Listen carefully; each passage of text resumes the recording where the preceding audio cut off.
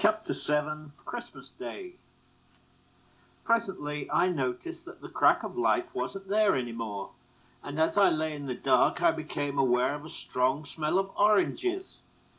Vaguely I wondered where the smell was coming from, and then, with a start, I asked myself, could it be coming from my stocking?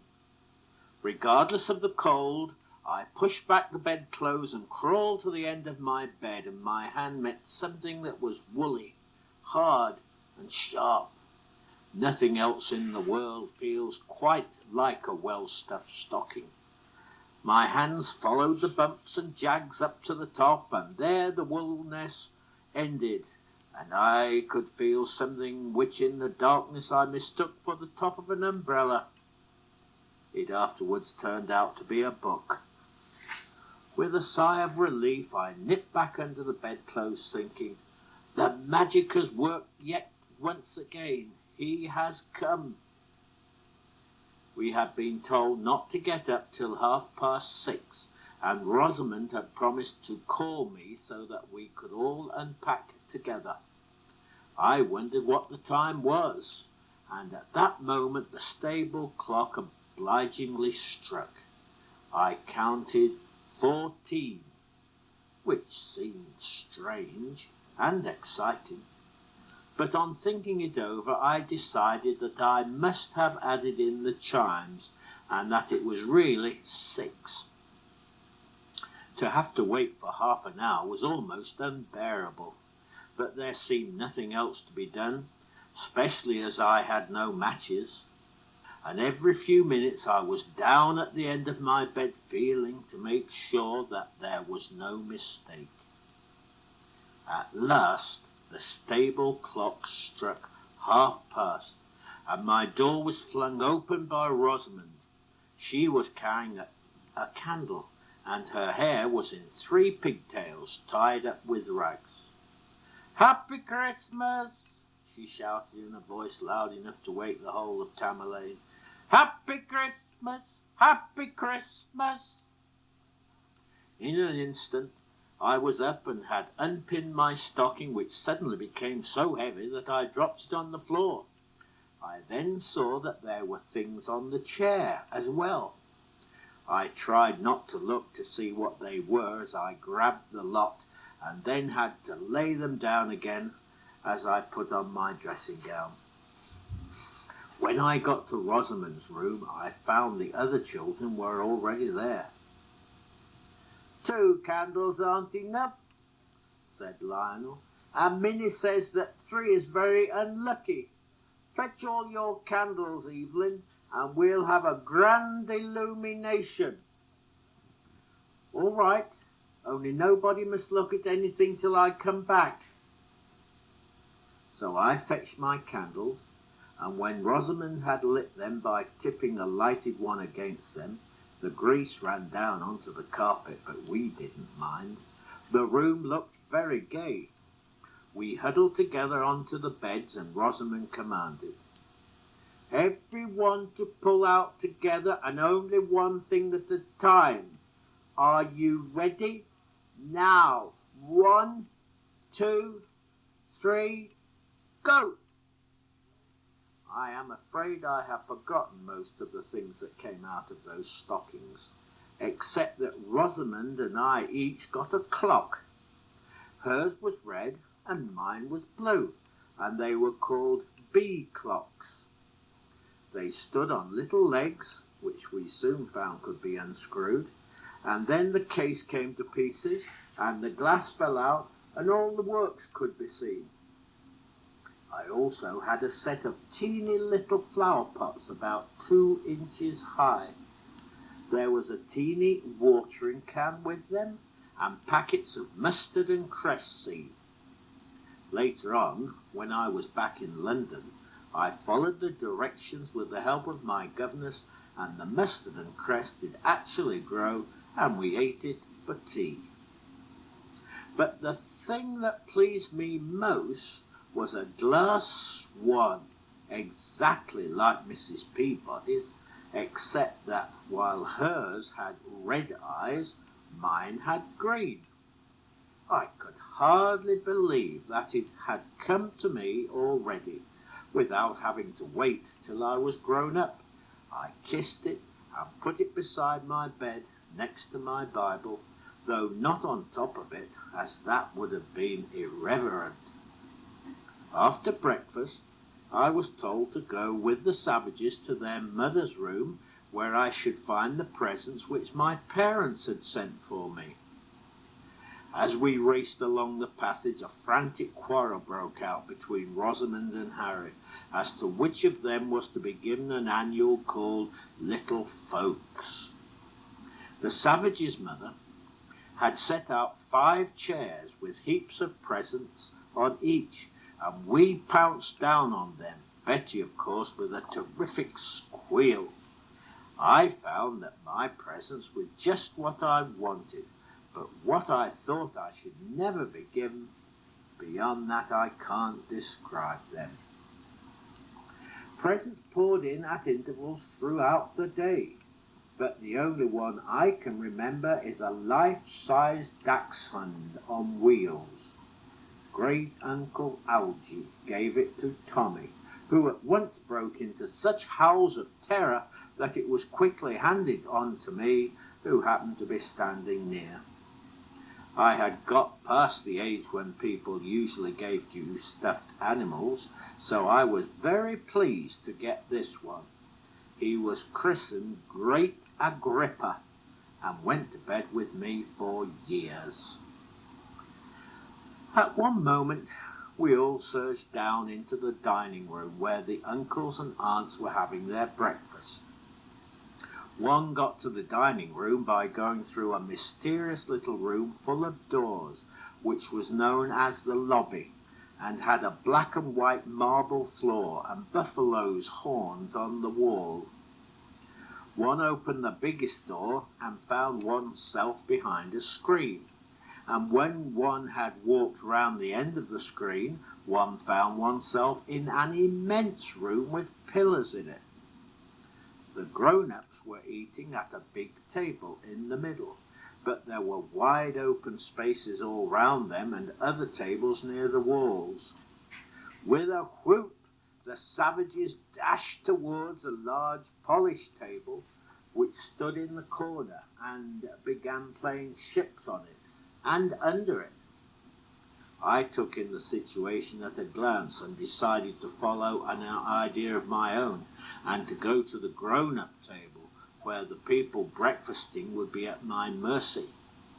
I spotted an uncle whom I had not seen before, and who I thought would find me irresistible, and I felt contempt for the Savages, who were so childish that they chose to play ships under the sideboard at a time when they might have been fascinating the house party. Unfortunately for my plans, on my way towards my victim, I had to pass near a table on which was a boar's head. The boar had rolling eyes and great tusks, and I suppose was really only an ordinary pig, but it looked like something out of history. Round it was mashed jelly of a beautiful golden colour, and as no one was looking at me, I stuck 2 fingers in and took a great mouthful. Then I was in a fix indeed. The jelly was perfectly horrible, and I couldn't possibly bring myself to swallow it, but I didn't dare to spit it out. Instead of going to fascinate the grown-ups, I had to slink into the corner after the other children. "Come up on deck, Evelyn," said Rosamond, stretching out a hand. But I ducked down into the cabin, where I found Harry and Peter. "Which will you be?" said Harry. "Stoker or stewardess?" The Savages sometimes went to Ireland, and so they knew about ships. I nodded, still unable to open my mouth. "What does that senseless sort of nod mean?" said Harry. "Does it mean you want to be a stoker and shovel coal till the perspiration pours off you in rivers, or does it mean that you want to be a stewardess and hand round basins? It really meant that I wished somebody would hand me a basin. But at that moment the captain's head appeared upside down as he leant over from the deck, and while Harry and Peter were exchanging remarks with it, I managed to get rid of the jelly under the corner of the carpet, which was fortunately not nailed down. "I think I'll just be a passenger," I said. "A grand lady with lots of luggage and a Pomeranian." "What class are you going?" asked Harry. "First class cabin full of shoes, second class cabin hullabaloos, third class cabin full of oats for the animals, fourth class cabins full of boats. That's really the top deck, and it's frightfully cold and always rains." I said I would certainly go first class. Peter now began shoveling coal, and considering the coal, the shovel, and the furnace were all imaginary, he somehow managed to produce very loud and lifelike noises. I looked out of the porthole to see how the grown-ups were bearing it, but they were so wrapped up in themselves and their own breakfast that they did not seem to notice at all. "Land ahoy!" shouted Lionel's voice from the deck. "Stop the ship! We're running onto a rock! Stop her, can't you, you donkeys!" "Very sorry, Captain," shouted Rosalind. "Afraid I can't. The wheel's stuck." "Stand by for a wreck!" shouted Lionel. "Man the boats! Women and children first!" Here he threw Betty into the sea. She let out one of her most horrible yells and came rolling into the cabin. "Rock's getting closer, shouted Lionel. "Now I can see the houses. Now I can see the people. Now I can see the girls. Now I can see the winkles. And now for the beastly bump." As he spoke, the three children on the deck crashed over together, and there were shouts of, "Take to the boat! Swim for your lives!" and also, less appropriately, "Fire! Murder! Burglary!" The whole lot of us, myself among them, were now swimming about on the carpet, but Lady Tamerlane had finished her breakfast. "Run on, children, and get ready for church," she said, as she rose from the table, and as no one ever thought of disobeying her, up we got, and off we ran. Getting ready for church took us a long time, particularly as the nurses could not agree as to whether we were to wear Sunday clothes or not. I think in the end we wore our Sunday coats, but not our Sunday hats. But somehow we were made ready to feel just as stiff and as comfortable as if we were dressed entirely in Sunday outfit. Ding, dong, dell, went the church bells. "Hurry up, Harry," said Nana Savage languidly. "There are the church bells saying, 'Come to church, come to church.'" We stopped to listen, but at that moment the peal changed to ding-a-ding-a-dong.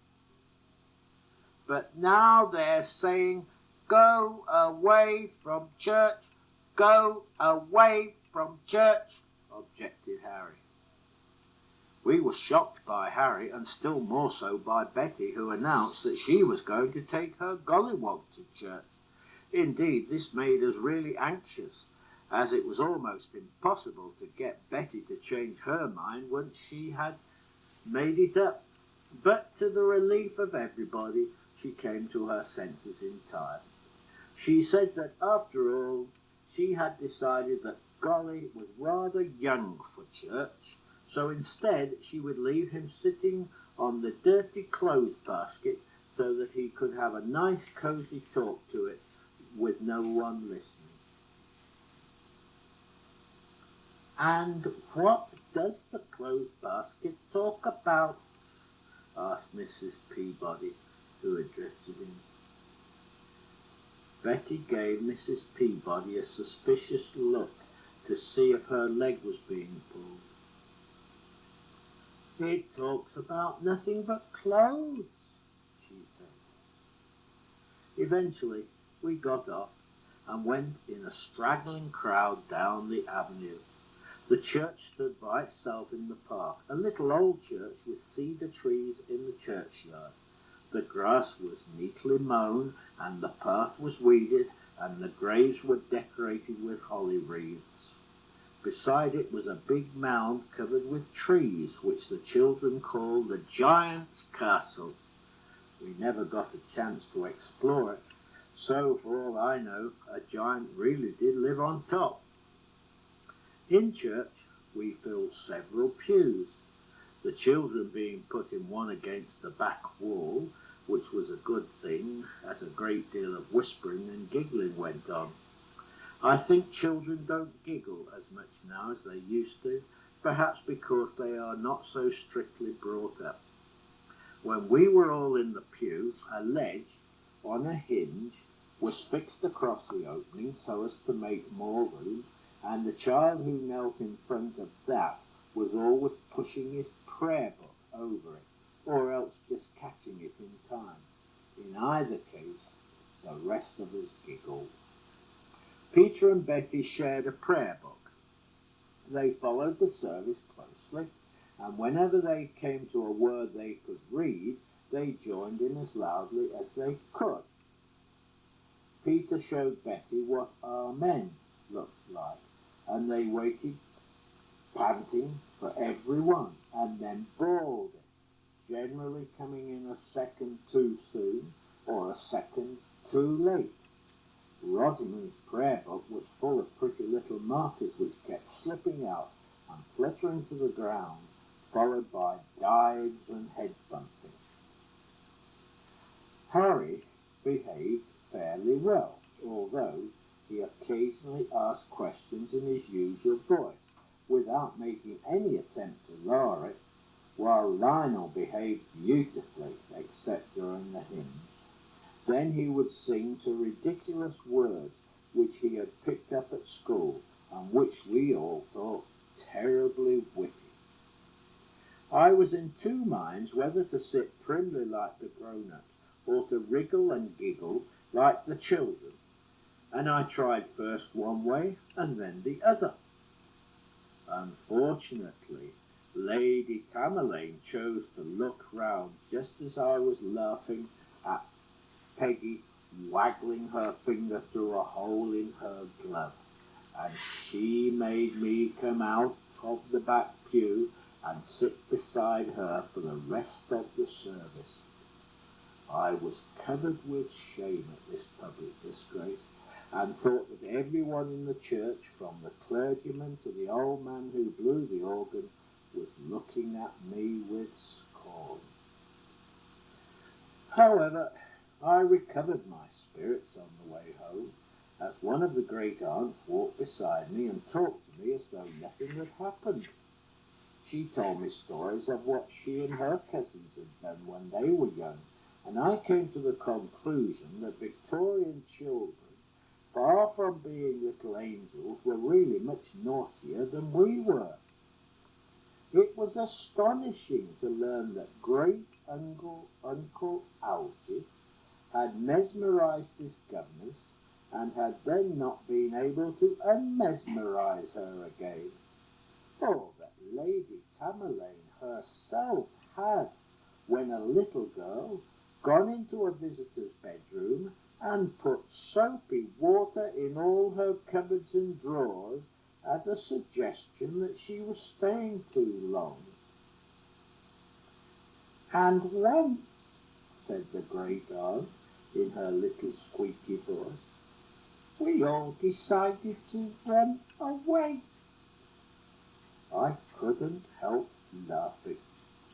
We had dropped behind the others, as the great aunt could hardly walk, and the idea of her running at all was absurd.